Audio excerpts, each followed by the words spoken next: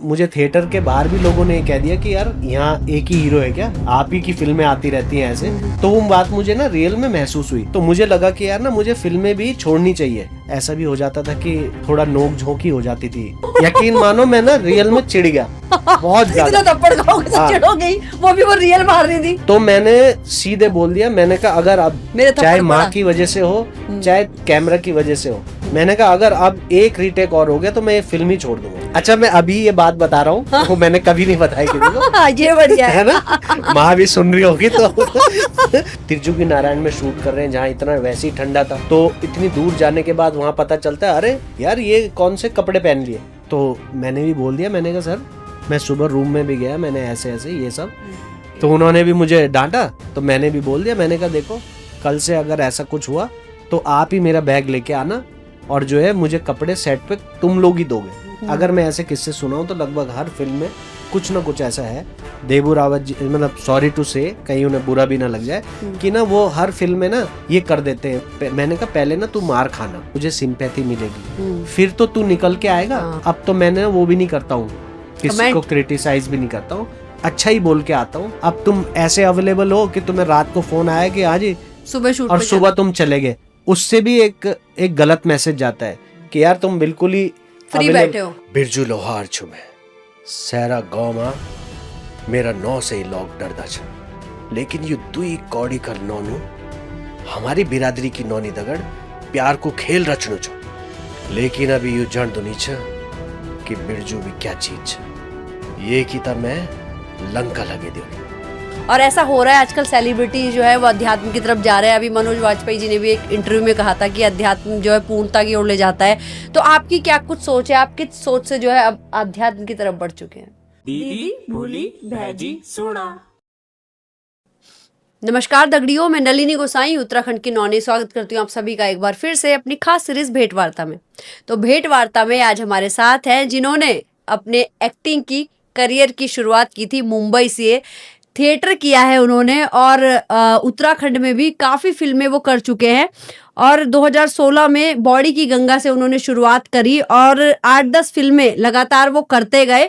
और उसके बाद अभी कुछ टाइम से फिल्मों से उन्होंने लगभग 2 सालों से दूरी बनाई हुई है। तो हर कोई आश्चर्य में था कि आखिर इतने अच्छे सुपरस्टार जो उत्तराखंड में चल रहे थे, उनका नाम चल रहा था, उनके पास ऑफर आ रहे थे, अब वो एक के बाद एक फिल्मों के ऑफर क्यों ठुकरा रहे हैं। तो उत्तराखंड की नौनी को भी जिज्ञासा हुई, हमने भी जानना चाहा कि आखिर ऐसा ये एक्टर क्यों कर रहे हैं। तो हमने इनसे रिक्वेस्ट करी कि आप हमारे स्टूडियो में आइए और प्लीज हमारे पॉडकास्ट में खुल के पब्लिक को ये बात बताइए। तो ये आज हमारे साथ है रणवीर चौहान जी। तो रणवीर जी, उत्तराखंड की नौनी के स्टूडियो में आपका बहुत बहुत स्वागत है और बहुत बहुत बधाई आपको कि आप जो है अब परिवर्तन की बेला की ओर है। एक चीज और हम बताने वाले हैं कि रणवीर जी जो है परिवर्तन की बेला की ओर है, यानी फिल्मों के करियर से दूरी बना के अध्यात्म की ओर ये बढ़ रहे हैं। उस पर भी हम आएंगे अभी। तो बहुत बहुत स्वागत है आपको।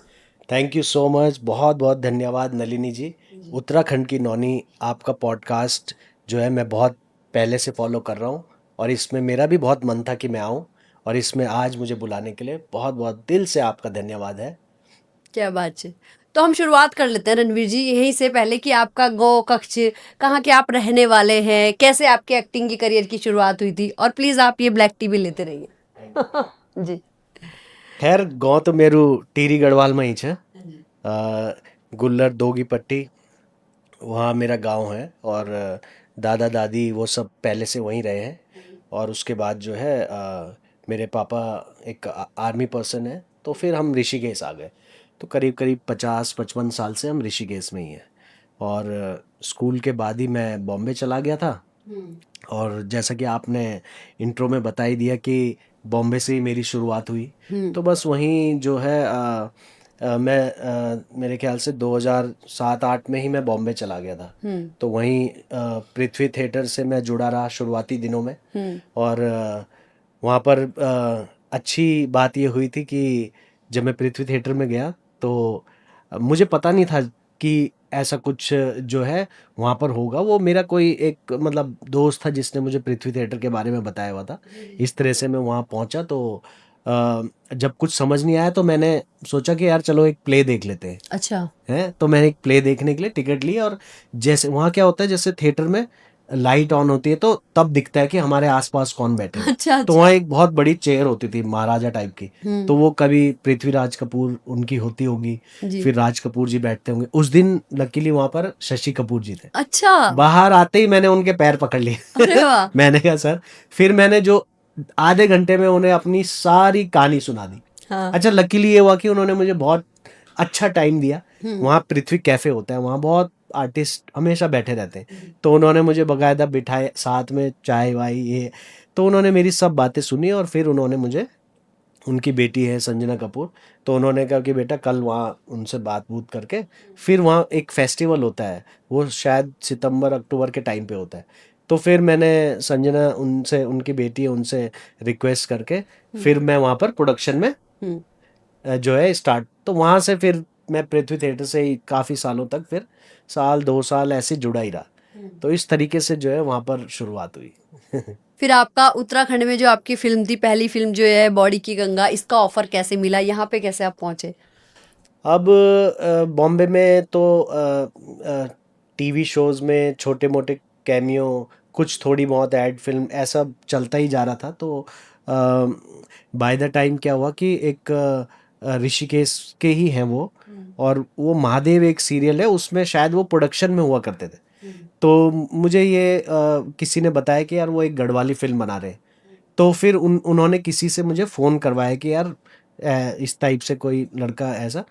तो पहले ना मेरा मन नहीं था कि मैं गढ़वाली फिल्म करूं, क्योंकि वहाँ रहते रहते ना उतना फील नहीं आता कि यार वहाँ जाओ और ऐसा। लेकिन क्या हुआ कि क्योंकि अब वो प्रोड्यूसर वो खुद बॉम्बे में ही थे, तो उन्होंने कहा यार कि एक बार ऐसा करो, रणवीर को बोलो कि मिलने आए। तो जब मैं मिला तो हमने कहानी वानी सुनी। अच्छा सबसे मजे की बात कि वो मुझे हीरो की स्टोरी सुना रहे थे उसमें, लेकिन मेरा ध्यान जो है विलन की तरफ जा रहा था। अच्छा। हाँ, मैंने कहा यार सर नहीं, मुझे आप ना विलन के लिए ट्राई करना, अगर आपको लगता है कि मैं कर सकता हूँ। तो बहुत टाइम बाद पता चला कि फिर उसके बाद जो है लंबा गैप हो गया था बल्कि, तो बस जब उन्होंने मुझे बहुत टाइम बाद फ़ोन किया तो उन्होंने कहा ठीक है। बल्कि उस समय उसमें मेन लीड में शायद ना संजू सिलोड़ी वो थे, तो मैं तो जानता भी नहीं था किसी को। जी। ये मुझे बाद में पता चला कि वो पहले वो कर रहे थे। फिर जो हमारे गन्ना भाई हैं, जो अब हमारे बीच में नहीं है बहुत, तो उनके उनके सुपुत्र है प्रशांत, तो वो उसमें मेरे साथ, तो हम पहली फिल्म हमारी ऐसे साथ में थी। हाँ। और मतलब आपको क्या फर्क लगा वहां से यहाँ आके जब आपने पहली फिल्म करी यहाँ गढ़वाली फिल्म? अब देखो मैं ऑनेस्टली बताऊं तो फर्क तो बहुत, समझ लो कि ड्रास्टिक ही था। ऐसा चेंज था कि अब वहाँ पर देखो चीज़ें बहुत स्मूथ और प्रोफेशनल तो रहती हैं, बहुत चीज़ें काफ़ी एकदम कट टू कट रहती हैं और बहुत शार्प रहती है। मतलब यहाँ पर चीज़ें बहुत कैजुअल थी शुरू शुरू में, बल्कि ना ऐसा भी हो जाता था कि थोड़ा नोक झोंक ही हो जाती थी प्रोडक्शन में और डायरेक्टर से चीजों भी के even, परफेक्शन के लिए होती कि होगी। हाँ मतलब उसी चीज़ के लिए कि यार ऐसा, क्योंकि मैं उसे ना पचा नहीं पाया कि यार यहाँ ऐसे ही होता है काम। हाँ, हल्के में कुछ नहीं होना हाँ चाहिए। बहुत। तो बाय द टाइम चलो वो तब ऐसा हो गया कि अब जब मुझे यहीं मैं फिल्में करता रहा और मुझे पता था कि यार अब तो मैं यहीं रहने वाला हूँ, तो फिर तब मैंने वो चीज़ों को भी फिर एडजस्ट करना ही पड़ता करना है ही कि पड़ता चलो यार ठीक है ऐसा। बिल्कुल। अच्छा, आपने कौन कौन सी फिल्में की हैं, आप खुद भी बता दीजिए प्लीज। हमने भी देखी है आपकी, खैरी के दिन, कन्यादान, काफी सारी, लेकिन फिर बता दीजिए प्लीज। पहली फिल्म वही थी बॉडी की गंगा, और उसके बाद ही एक फिल्म थी विदाई, जो हालांकि मैंने शूट बॉडी की गंगा के बाद ही की थी। अच्छा। लेकिन वो रिलीज कम से कम 4-6 साल बाद हुई। इनफैक्ट उसमें मेरी खुद की वॉइस भी नहीं है, डबिंग भी मेरी किसी और ने की, क्योंकि उस समय मैं डबिंग में नहीं जा पाया किसी व्यस्त रहे होंगे। वजह से। तो वो फिल्म भी बहुत बाद में रिलीज हुई। उसके बाद एक कन्यादान फिल्म थी जो मैंने की थी, वो मेरी फेवरेट फिल्म भी है वैसे, देबू रावत जी ने बनाई थी और अच्छी फिल्म थी वो काफ़ी। और उसके बाद जो है खैरी का दिन हो गई, थोकदार हो गई, चक्रव्यूह हो गई, और मीठी हो गई, काफ़ी फिल्में, 2-1 फिल्में मैंने अभी शूट भी किए हैं। खैर वो अभी जब भी रिलीज होंगी, लेकिन ये है कि इस तरीके से और 7-8। आपने लगभग इन फिल्मों के अलावा 50-60 जो है एल्बम भी किए हैं, गाने भी किए हैं, है ना? कुछ अपने फेमस गाने भी आप बता दीजिए, वो तो आप कर ही रहे हैं अभी भी ना। अच्छा वैसे हाँ, गाने तो खैर मैं फिल्में भले ही नहीं करता हूँ, लेकिन गाने में बीच बीच में जो मुझे कभी ठीक लगता है तो मैं कर ही लेता हूँ। तो गाने, मेरा पहला गाना जो था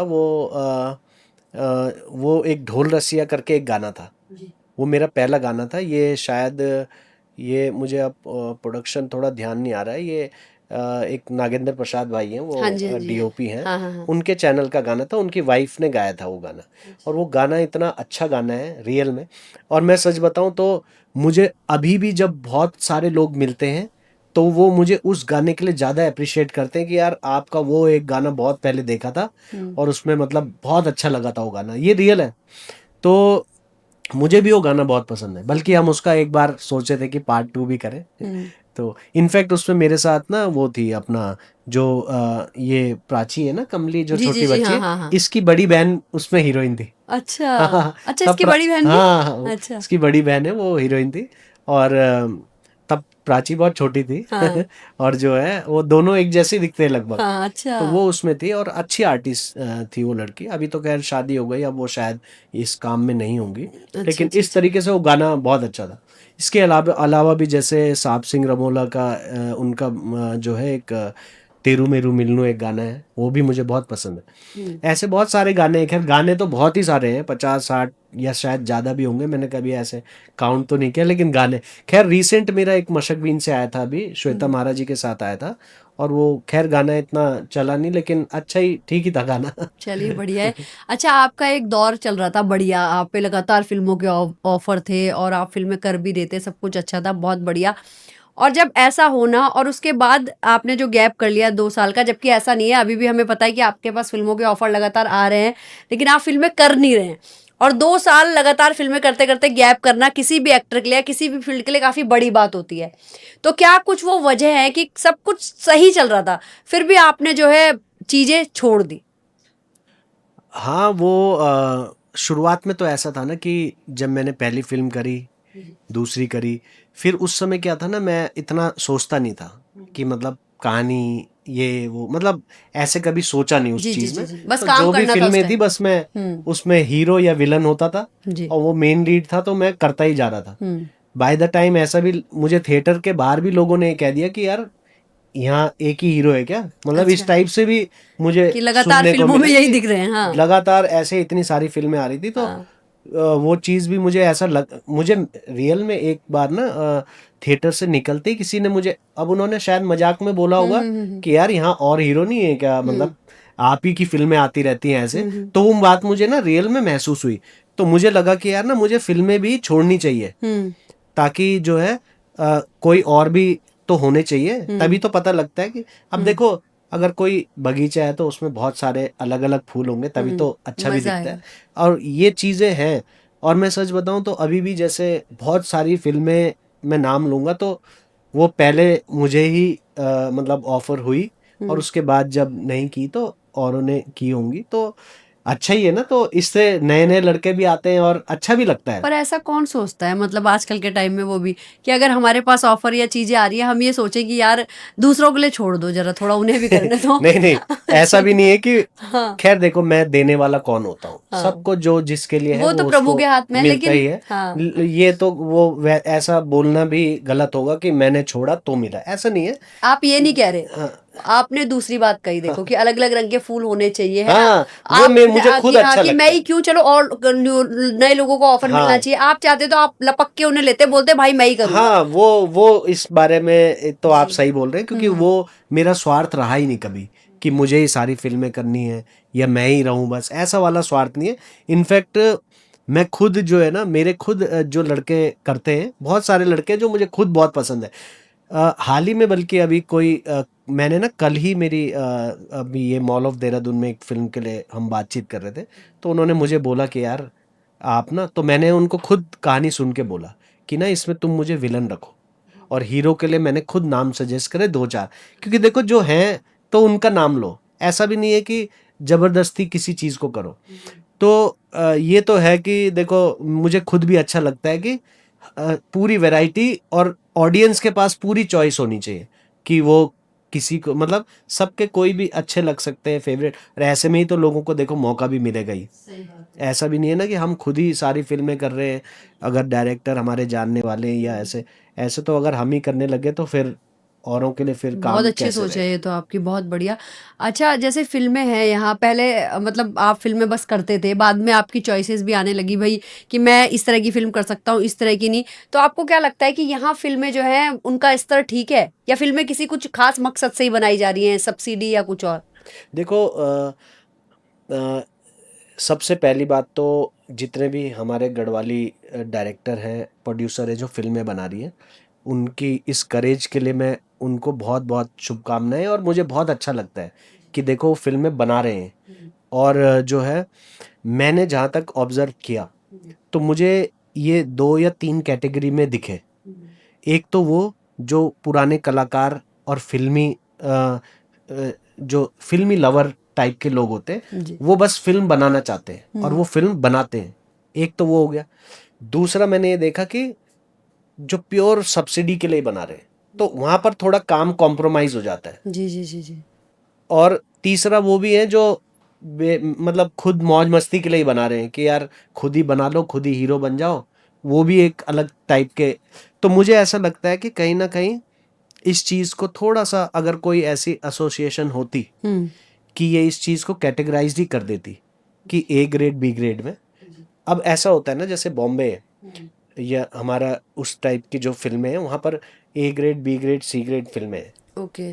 ऑडियंस को पहले ही पता है कि यार मैं सी ग्रेड देख रहा हूँ तो वो सी ग्रेड ही देखने को मिलेगी। बिल्कुल। ए ग्रेड है तो उसको पता है कि यार इसमें इसकी कास्ट कौन होगी और प्रोड्यूसर भी वही होगा। ऐसा यहाँ पर नहीं होने की वजह से एक दिक्कत क्या होती है, जब बाहर का कोई आदमी फिल्म देखता है तो उसके लिए तो सब एक ही है ना। अब उसमें कोई ABC सब है ना, बराबर उसके है। लिए सब बराबर है। तो अगर उसने कोई घटिया सी फिल्म देख ली, सपोज कोई खुद ही हीरो बन गया, खुद ही कर रहा है सब कुछ, चाहे वो हीरो ना भी हो, तो वहां वो ये बोलेगा यार क्या बनाते हो यार तुम लोग। वहां ये दिक्कत, क्योंकि हम उनको ये नहीं बोल सकते कि यार ये तो उस कैटेगरी की फिल्म थी। तो वो मुझे एक ऐसा लगता है कि उस चीज का ना होना चाहिए। और कहीं ना कहीं एक तो ऐसा फिल्टर भी लगा होना चाहिए कि जहां सब्सिडी के लिए भी उस टाइप की फिल्में जाएं जो उसको डिजर्व भी करते हैं, क्योंकि सब्सिडी का भी नाजायज फायदा नहीं उठाना चाहिए। बिल्कुल बिल्कुल। सब्सिडी तो एक एक तरह की सिर्फ हेल्प है कि यार तुम लोग अपनी विधा के लिए काम कर रहे हो, तो जो है तुम्हें कुछ ऐसा अनुदान दिया जाए कि तुम्हारा काम भी चले। हर स्टेट देती है वैसे तो, क्योंकि वो अपना टूरिज्म को भी बढ़ाना चाहते हैं या जो भी उनके पर्पस हो। तो ऐसा मतलब मुझे लगता है। चलिए, हो गए हमारे थोड़े सीरियस टॉपिक। अब हम आते हैं, आप एक्टर हैं तो जाहिर सी बात है हम चाहेंगे कि आप कुछ एक्टिंग भी करके दिखाएं। आपका जो भी कुछ फेवरेट डायलॉग हो फिल्म का, तो वो कुछ सुनाएं आप पब्लिक को। अब क्या है कि अब हो ही गए, काफी सालों से फिल्में कर भी नहीं रहा हूँ, जी। पर कोशिश करते हैं किसी फिल्म का डायलॉग सुनाने की। डायलॉग सुनाने की कोई। अब आपने बोल दिया है तो करना पड़ रहा है, वरना मुझे ये बहुत ऑकवर्ड सा मोमेंट लगता है कि यार अब अचानक से डायलॉग भी। अब वो तो उस समय तो ऐसा है ना, डायलॉग हमने पढ़ लिए, हो गया और भूल भी गए कि भाई ऐसा कुछ किया। पर हमारी सीट की एक खासियत है यहाँ पे याद आ जाता है। हाँ, जो लोगों को ऑकवर्ड लगता है ना और जगह बाहर, वो यहाँ पे आगे वो सब करते हैं। शायद ये भगवान का आशीर्वाद है कहीं ना कहीं। नहीं, ये आपका भी चार्म है जी, आपके धन्यवाद। साथ। लोगों को बहुत कंफर्ट भी महसूस होता है। और मैं जैसे बता रहा हूँ, मैंने खुद आपके पॉडकास्ट काफी देखे हैं और मुझे खुद इंटरेस्टिंग लगते हैं। जी और लगभग आपने अच्छे बहुत लोगों के मतलब कर ही लिए हैं कवर। जी। और अभी तो आपके खैर जो रह गए तो उन्हें हमने बुला लिया। मेरा नंबर बहुत लेट हुआ वरना आपके उसमें मैंने बहुत अच्छे लोगों को देखा है। और मेरी शुभकामनाएं भी हैं। और आगे तो खैर अभी आपके पास बहुत लंबी जर्नी है। हाँ बिल्कुल, अभी तो कई अभी बार तो आपके भी कई पॉडकास्ट होंगे अभी तो। अभी हम अलग अलग टॉपिक्स में भी कभी कभी बात करेंगे। अभी कोई फिल्म का एक डायलॉग कोई निकालते हैं। थोकदार फिल्म में एक सिचुएशन ऐसी आई थी जब थोकदार एक पावरफुल आदमी होता था गांव में। तो इस लड़के को, ये एक मामूली मैकेनिक था, तो उसको लड़की से प्यार व्यार ऐसा कुछ सिस्टम बन गया। तो थोकदार ने बेटे की माँ पे प्रेशर बनाया कि भाई इनको ऐसा अलग करना है अलग करना है किसी भी तरह। तो लड़के पे प्रेशर आ गया। अब लड़की उसके घर पे आती है, क्योंकि लड़की को यकीन नहीं हुआ कि ये अचानक कैसे बदल गया। तो वो उसके घर पे आई तो पूछती है कि क्या सच में ऐसा। तो लड़का उसको जवाब देता है कि हाँ राधा, यू सच। अरे मीन तो सिर्फ तेरी दगड़ प्यार को नाटक करी। मीन सोची छे कि एक थोकदार की नौनी दगड़ प्यार को नाटक करके मैं भी अमीर बन जालू। धत, लेकिन साला ये गरीब की किस्मत गरीब ही रह गए, तब भी मेरे काम नहीं बनी। और इस बात पे जो है लड़की उसे स्लैप करती है। थप्पड़ इस बढ़िया टाइप पड़ा से था? ये बढ़िया पड़ा था। बढ़िया पड़ा। सच में दर्द हुआ था? अच्छा अच्छा, थप्पड़ से मुझे एक बात आई, याद आई इसी फिल्म की। उसमें ना मेरी माँ है, माँ का जो कैरेक्टर कर रही थी।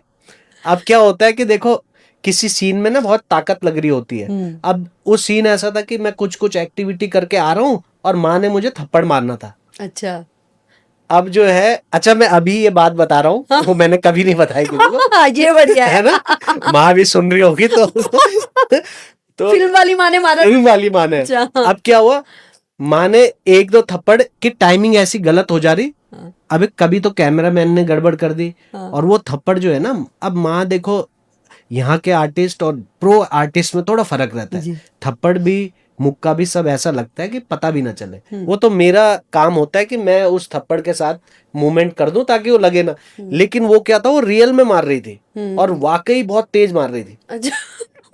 एक दो थप्पड़ उनकी टाइमिंग से गलत हो गए, एक दो कैमरामैन की तरफ से, और यकीन मानो मैं ना रियल में चिढ़ गया बहुत ज्यादा। इतना थप्पड़ खाओगे तो हाँ। चिढ़ हो गई, वो भी वो रियल मार रही थी। तो मैंने सीधे बोल दिया, मैंने कहा अगर अब मेरे थप्पड़ चाहे माँ पड़ा। की वजह से हो, चाहे कैमरा की वजह से हो, मैंने कहा अगर अब एक रीटेक और हो गया तो मैं ये फिल्म ही छोड़ दूंगा। ये मैंने वहां बोल दिया पूरी भीड़ में। हाँ, और मैं रियल में सच बोल रहा था। क्योंकि देखो, मैं अपनी गाड़ी लेके जाता हूँ, बैग मेरा होटल में पैक ही रहता है, और मैं इतना भी नहीं ज्यादा सोचता, मैं बैग उठा के निकल भी जाता। अब उस समय इतना मतलब दिमाग वो हो गया था। ऐसा हुआ। क्या हुआ? फिर ये हुआ कि उन्होंने उसी टेक में फाइनल कर दिया। ये हुआ बाद में वजन था। ये बहुत ज्यादा हुआ। अच्छा, ऐसे इंसिडेंट अब होता क्या है ना, फिल्मों में वैसे हर फिल्म में ऐसा ना कुछ झगड़ा वैसे होता ही है, पर बाय द टाइम वो ठीक ही हो जाता है। ऐसे ही जैसे ना एक कन्यादान फिल्म थी। अब वहां क्या है कि जैसे अब ये थप्पड़ आपको थोकदार में पड़ा था ना? ये थोकदार की बात है। थोकदार में आपको दो जगह से थप्पड़ पड़ रहे थे, गर्लफ्रेंड ने भी मारा था और माँ भी बार बार मार रही थी, तो बुरा तो लगता ही ना। थप्पड़ पड़ रहे थे। गर्लफ्रेंड वाला तो चला, ये था ना उसके हाथ भी सॉफ्ट थे, उसने थोड़ा तरीके से भी माँ मारा। ने बहुत मेहनत काम अब माँ ने तो ऐसे थप्पड़ मारे, 8-10 थप्पड़ कौन खाएगा बताओ रीटेक में। हाँ सुन लो, वो भी हाँ सुन लो। अब वो एकदम, मैं तो बना गया बिल्कुल। बहुत दिमाग खराब हो गया, रियल है।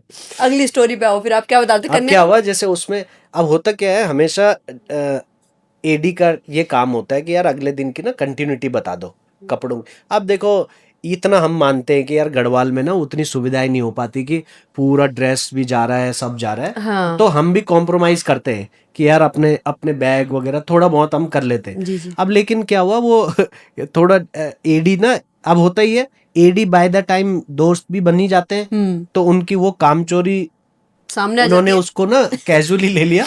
उन्होंने कहा मैं देखो अपना हमेशा देखो एज एन एक्टर जो मेरा फर्ज है, मैं उनके पास रूम में गया, मैंने कहा यार भैया कल का बता दो मुझे क्या कंटिन्यूटी है, अगर तो मैं उन कपड़ों को रखूं, वरना फिर मैं नहीं रखूंगा।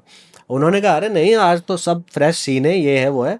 अब वहाँ इतनी दूर हम होटल से, वैसे ही हम तिरजुगी नारायण में शूट कर रहे हैं जहाँ इतना वैसे ही ठंडा था, तो इतनी दूर जाने के बाद वहाँ पता चलता है, अरे डायरेक्टर जो है हमारे, वो मुझे बोलते हैं कि अरे यार ये कौन से कपड़े पहन लिए, अब ये लगा लो। ऐसा सुन के कैसा लगा हुआ, तो मैंने भी बोल दिया, मैंने कहा सर मैं सुबह रूम में भी गया, मैंने ऐसे ऐसे ये सब। तो अब देखो डायरेक्टर तो हमेशा थोड़ा गुस्से में वैसे ही रहते ही है, वो सब जगह होता है, सब जगह तो होता उन्होंने भी मुझे डांटा, तो मैंने भी बोल दिया, मैंने कहा देखो कल से अगर ऐसा कुछ हुआ तो आप ही मेरा बैग लेके आना, और जो है मुझे कपड़े सेट पे तुम लोग ही दोगे। मैंने कहा अब ये मेरी जिम्मेदारी नहीं रहेगी कि मैं ऐसा, तो ऐसे फिर वो बात देखो बुरी भी लग जाती है। और अच्छा, ऐसे ऐसे इंसिडेंट मेरे साथ लगातार बहुत फिल्मों में हुए कि बाय द टाइम ना ऐसा भी हो गया था कि जैसे ही अब लोग चाहते तो थे कि यार इस लड़के को लेते हैं, पर लोग ये ऐसे बोलने वाले भी बहुत हो गए कि अरे यार उसके तो बहुत नखरे रहते हैं, वो तो ऐसे कर, ऐसा भी बहुत उन्होंने कपड़े दिए कि नहीं अगली बार से सेट पे? नहीं, अगली बार से फिर उन्होंने उस चीज का ध्यान रखा कि यार किसी को बताओ ना बताओ, इसको जरूर बता दो पहले कि क्या है क्या नहीं है, कहीं भी फैल सकता है, मतलब कुछ भी कर सकता है ऐसा। ऐसा सही है भाई, तो अब क्या करें, परेशानी हो रही तो इंसान को बोलना भी पड़ेगा। ऐसा मेरा लगभग ना, वैसे अगर मैं ऐसे किस्से सुनाऊं तो लगभग हर फिल्म में कुछ ना कुछ ऐसा है कि जब ऐसी नौबत आ जाती है कि मैं जा रहा हूं बस, ऐसा वाला हर होता।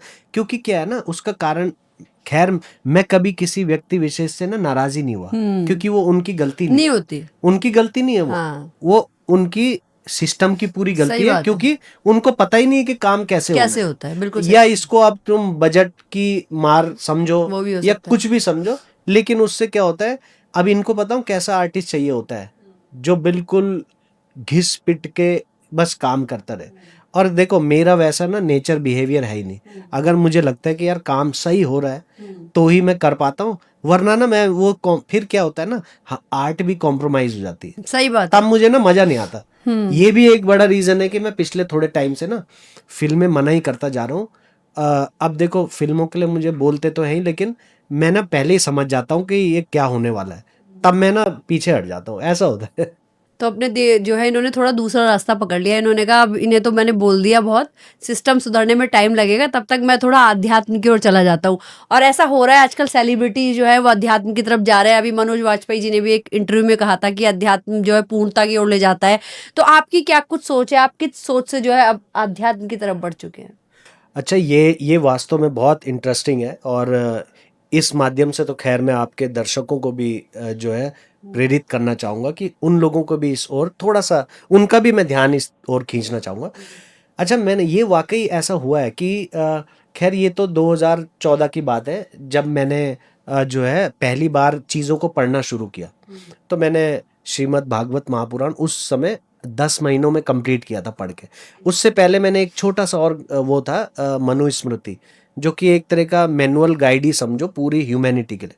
तो वो ऐसा, तो ये पढ़ते पढ़ते ना मुझे ऐसा रियलाइज़ हुआ कि यार इन चीज़ों में तो बहुत गहराई है, और उस चीज़ में रुचि होने की वजह से मैं उसमें और चलता चला गया। फिर इस्कॉन से भी जुड़ा, और मतलब वो सब चीज़ें होती रही।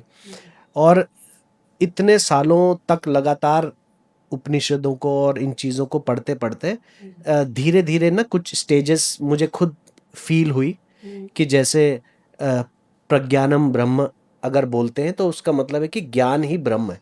मतलब ये बहुत ज़्यादा गहरा और बहुत बड़ी चीज़ है जो सब चीज़ को कवर कर लेती है। ऐसे ही जैसे तत्वमसी ये शब्द, लेकिन ये सिर्फ बोलने वाली बातें नहीं है, ये जब अंदर से महसूस हो जाता है कि तुम भी वही हो, ये बहुत बड़ी बात होती है।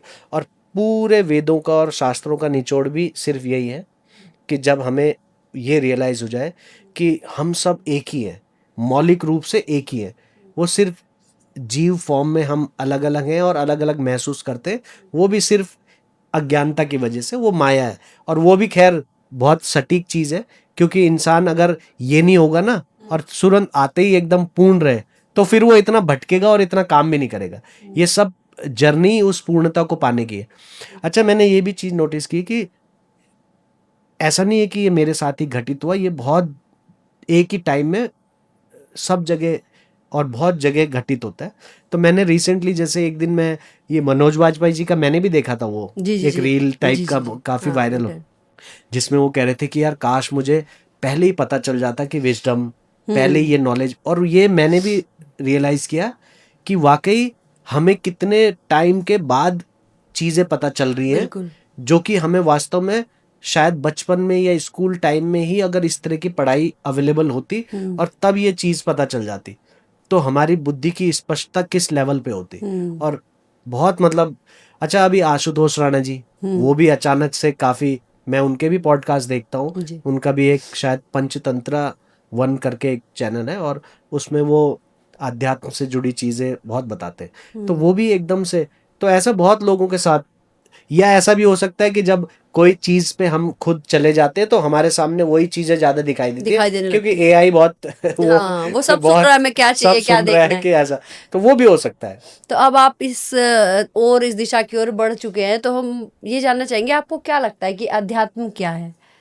देखो, अध्यात्म तो खैर बहुत ही एक मैक्रो बहुत बड़ी बात हो गई, लेकिन अगर मैं इसका सार अगर बोलूं तो यही है कि हमें इस चीज़ का रियलाइजेशन होना कि पूरा ब्रह्मांड एक ही है, और जो है हम जब चीज़ों को एक साक्षी भाव से देखना शुरू कर दें, मतलब जो भी हम कर रहे हैं वो हमारा करना ना हो करके हम सिर्फ उसके विटनेस ही है, इस टाइप की जब एक फील आना शुरू हो जाता है।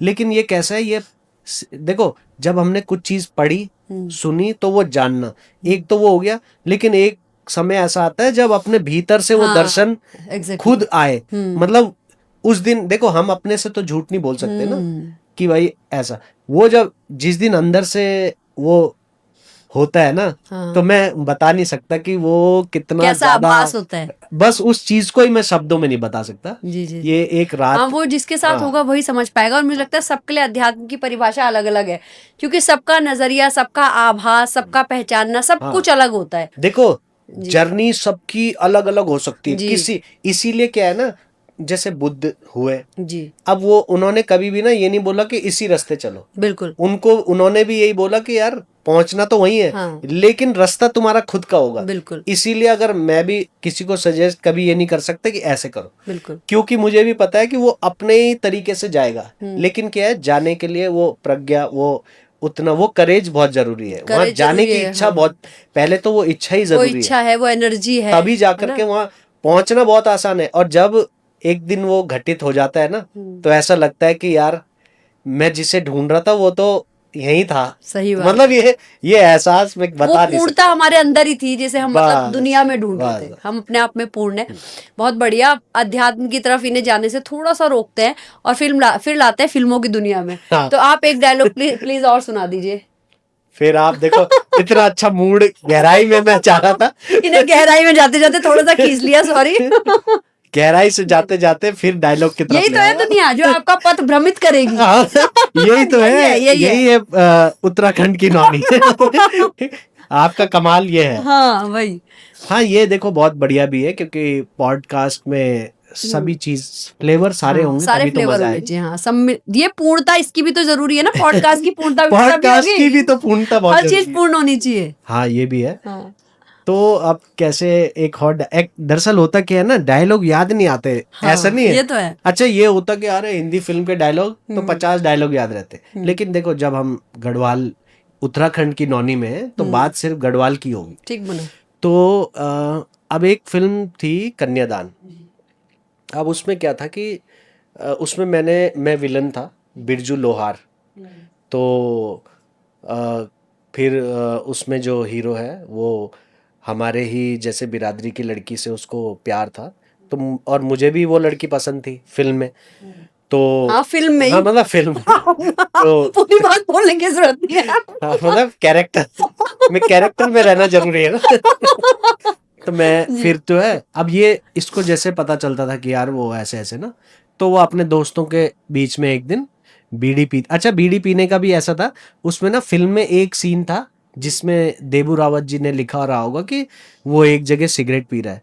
तो मैंने कहा यार सर एक बार ही अगर मैं सिगरेट पीऊंगा ना मजा नहीं आएगा, इसको ऐसा करते हैं सिगरेट को, तो अब जब मैं पहाड़ में ठेकेदार का बेटा हूँ तो देखो पहाड़ों में तो बीड़ी ठीक लगती है, तो मैंने ना उनसे बोल के वो फिर ना बीड़ी को ही कंटिन्यू। अब देखो एक ही बार वो सिगरेट पी रहा है तो अजीब लगेगा। हाँ। उससे अच्छा है उसको कैरेक्टर में ही डाल दो। बिल्कुल। हालांकि हाँ, देखो पीता रहे बीड़ी। हालांकि देखो मैं तो धूम्रपान वगैरह ये सब नहीं करता, तो मुझे हुई तो बड़ी दिक्कत, पर मैंने कहा नहीं यार सीन में के लिए तो करना ही चाहिए पड़ता है। तो उस चीज को मैंने, तो वहां पर जब वो अपने दोस्तों के साथ बैठा रहता तो उसका एक फ्रस्ट्रेशन रहता है कि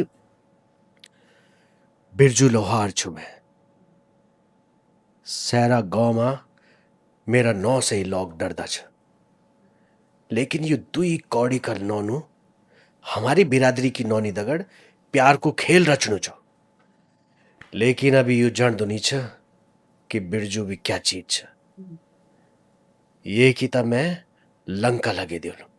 इस टाइप से वो लंका कुछ लगाई।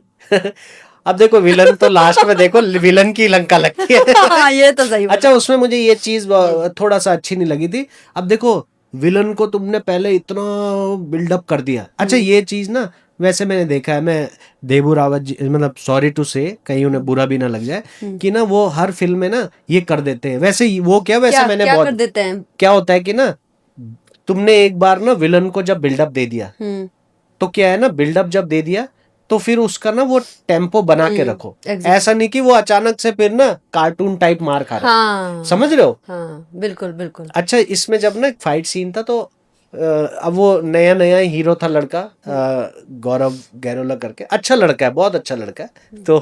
तो उसको मैंने कहा कि यार देखो इस सीन में क्या होगा ना, अब जब इतनी बातें हैं तो मैंने कहा पहले ना तू मार खाना, ठीक है, क्योंकि वहां ना हमारे पास फाइट कोरियोग्राफर नहीं था, अच्छा। तो हमने खुद ही किसी हाँ, खुद किसी ही। तरह हम सोच रहे थे। तो मैंने कहा देख पहले ना तू मार खाना, तुझे सिंपैथी मिलेगी, फिर तो तू निकल के आएगा। हाँ। मैंने कहा तेरे सामने दुश्मन जितना बड़ा होगा ना, फिर तू निकल के आएगा हाँ, उस हाँ, चीज से। बिल्कुल। पर क्या है, वो उसकी पहली पहली फिल्म थी, या उसको इतना वो नहीं रहा होगा, तो उसने कहा भैया यार मैं तो हीरो हूं, मैं कैसे मार खाऊंगा।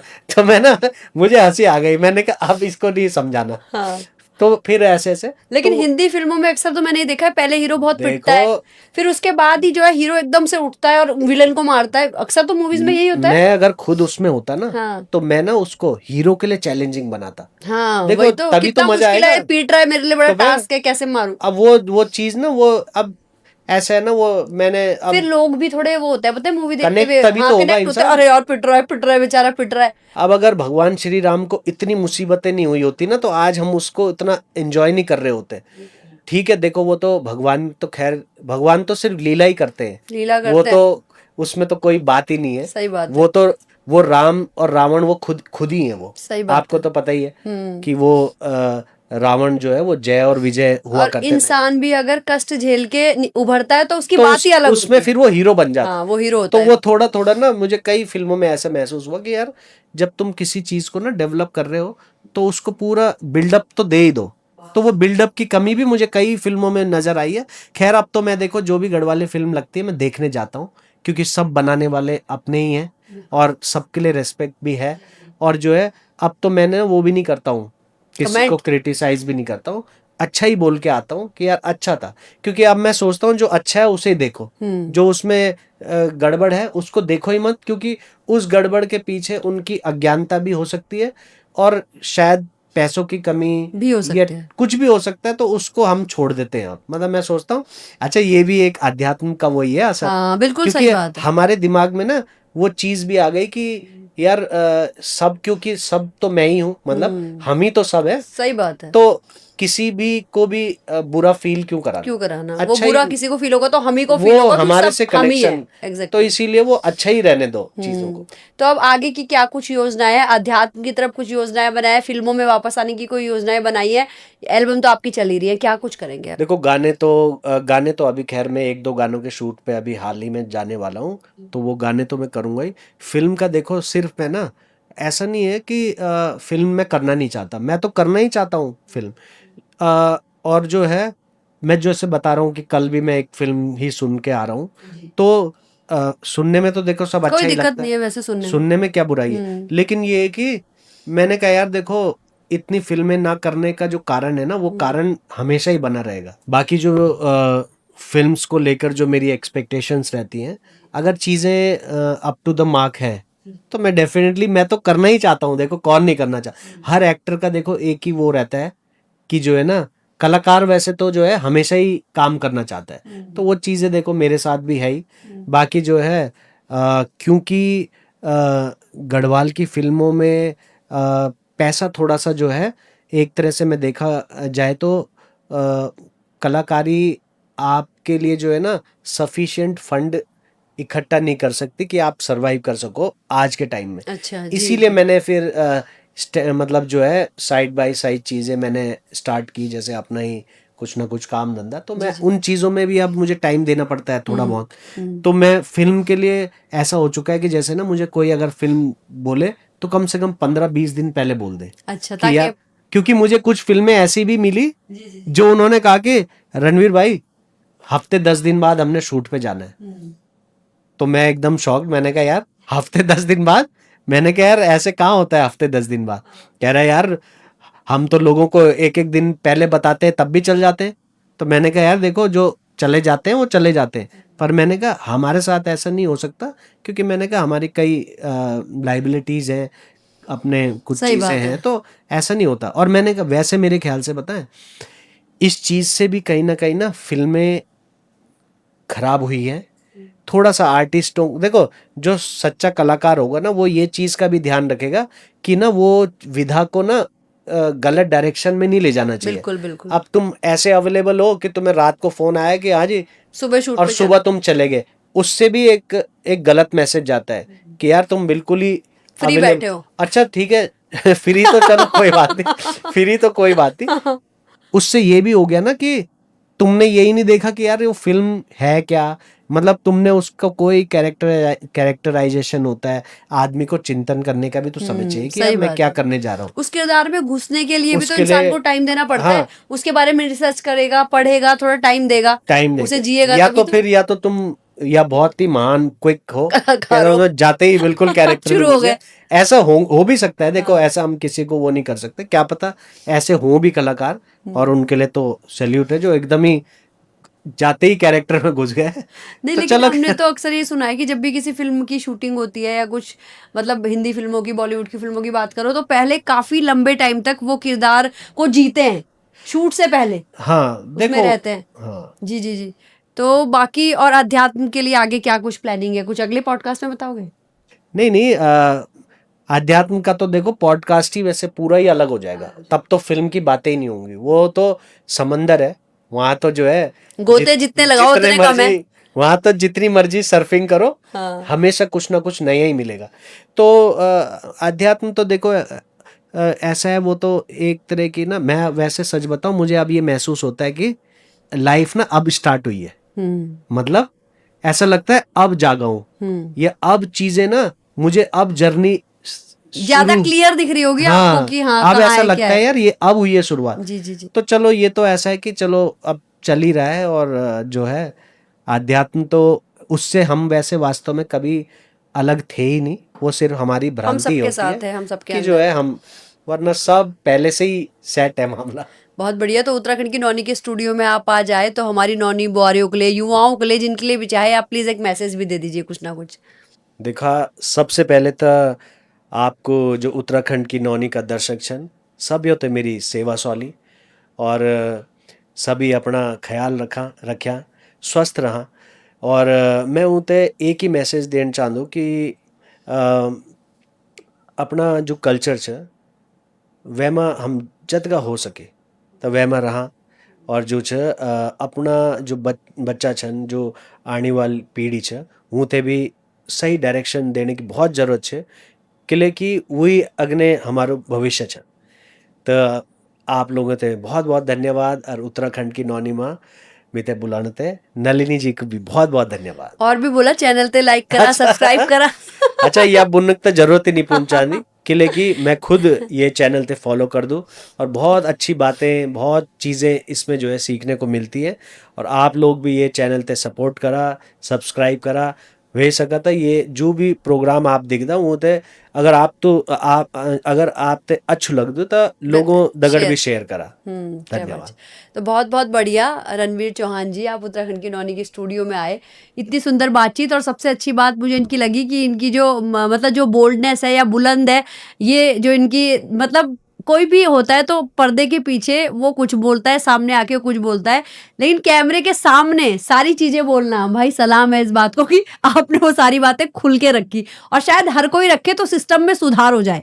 लोग अंदर ही अंदर घुटते हैं, बोलते नहीं है, पचा जाते हैं या डरते हैं, तो सिस्टम सुधर नहीं पाता है। तो हर बात इस तरह से आपने खुले तौर पे मंच पे रखी, तो तो लगता है कि शायद कुछ हद तक सिस्टम सुधरेगा हमारी इंडस्ट्री का भी। तो रणवीर जी उत्तराखंड की नौनी के स्टूडियो में आ पाए, आपका बहुत बहुत धन्यवाद। बहुत बहुत धन्यवाद। अगला पॉडकास्ट अध्यात्म का होगा, आप जब भी आएंगे। धन्यवाद। अच्छा यहाँ तो एक बार वादा कर दो तो फिर तुरंत मैसेज आ जाएगा। इसलिए वादा किया है तो निभाना पड़ेगा भाई, हम ऐसे लोग नहीं है। अगली बार थोड़ा सा उपनिषदों पे हम थोड़ा सा जो है उसको, उन चीजों को लेकर आएंगे जी जी जी। जो कि हमारे लिए आज के टाइम में फिट होती होंगी, क्योंकि देखो बेमतलब का कथावाचक तो दुनिया में भरे पड़े हैं, वो वाला काम नहीं करेंगे हम। जो एक सटीक चीजें अगर उस पर हम डिस्कस कर पाए तो ही करेंगे, वरना वैसे भी जो है मतलब एक प्रैक्टिकल चीजों को ही रखेंगे, मतलब बिल्कुल इस टाइप से। थैंक यू सो मच आप सभी का, थैंक यू।